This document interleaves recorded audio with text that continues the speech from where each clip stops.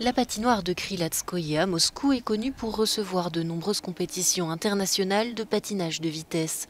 Mais désormais, elle a été transformée en gigantesque hôpital de campagne pour traiter les malades du Covid-19. 615 personnes sont soignées ici sur un total de 1300 lits, dont 42 en soins intensifs.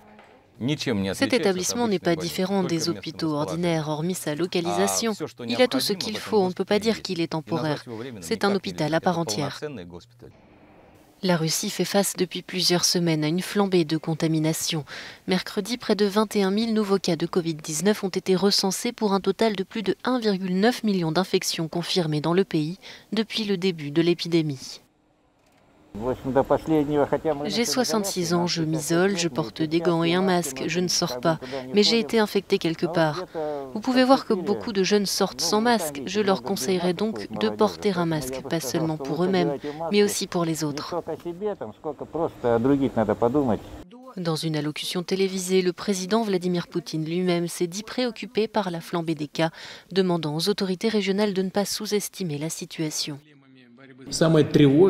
Le plus alarmant, c'est que le taux de mortalité augmente. Nous ne devons absolument pas édulcorer la situation. Il est totalement inacceptable de prétendre que tout va bien.